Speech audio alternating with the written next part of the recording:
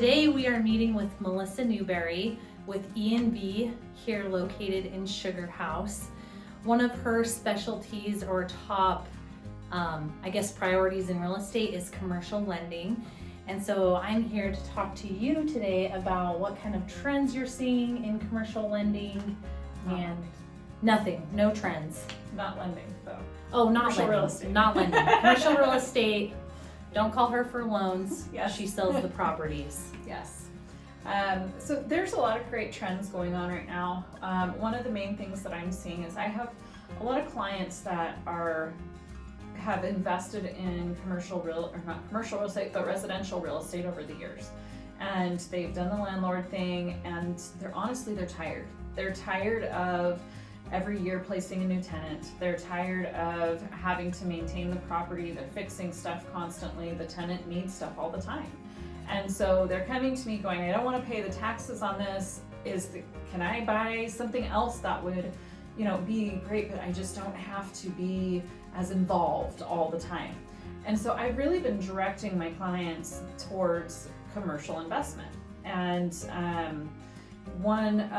they assume that if they don't have millions and millions of dollars, they can't get into the commercial real estate. Oh, that's not true. There are some great investments for less money. We've done deals this year under $1 million. I think one of our deals was $600,000, and it was an office condo with a tenant in place. They had a 5-year lease. There's an HOA that manages the building, and they walked in as an investor and are making great money on their returns. That one had a over 7% cap rate, and my client has been so happy with that, and he is collecting the money every month, and he doesn't have to maintain anything. And so there's just some really, really great investment opportunities when you have a tenant in place and a great building, and the situation is just perfect for you to just capitalize on your money and enjoy seeing the profits coming in and not be busy all the time. Tax-wise, have you seen people doing 1031 exchanges or leveraging, like you're saying, the equity that they have built up in their residential real estate, rolling that into commercial seamlessly versus dealing with capital gains or other issues you might otherwise have? Yeah, so the majority of those clients are using a 1031 exchange to move their money without paying taxes. So they're selling their residential properties, their investments, vacation rentals, whatever they are, and they are now putting it into the 1031 exchange accommodator. They're holding onto the money and doing that process, and then when we find the right replacement property, they're rolling it over into their replacement property, which for the most part this year has been office condos. We also have some people that are investing into their own business. They're starting their own businesses up, but then also having tenants. And so they're doing, we can jump over to the SBA part a little bit. SBA is doing some amazing things for owner-occupieds right now.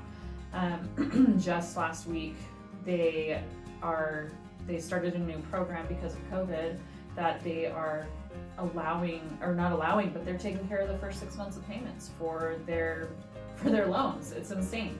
Yeah, so awesome. As a buyer, you're coming in, you're buying a building for your own business, you're working out of there, you're paying your own mortgage and putting it back into your pocket instead of paying someone else's mortgage and raising up their equity. And the SBA is going to make your first 6 months of payments for you. How long this is going to happen, I don't know. I don't know how long. They were doing this program last year for a little while, and then they just restarted it again. So there's some really great things there. And if you can afford to, buy a building that has opportunity for growth, where right now it's bigger than what you need, but you can lease out part of it. So according to SBA, you only have to be in 51% of it. So that 49%, you can lease out to other people, and you can make money on those rents, have them pay part of your mortgage, and then you've got money coming in on top of the money your business is making. And the SBA is making some payments for you. Rates are pretty good with them, and they don't require all the amount of money down as other as a conventional loan.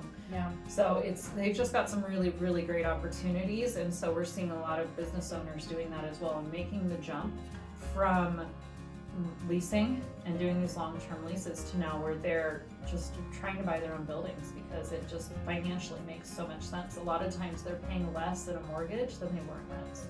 Oh yeah. So It's crazy out there right now. And really what I'm hearing you say is really you can customize anyone looking to get into commercial lending, whether it's small or big, basically talking them through their scenario to see what's going to work for them, how involved they want to be. There's options out there for everyone. So if you're looking to get into commercial real estate, here's your gal. She's the expert, Melissa Newberry with ENV.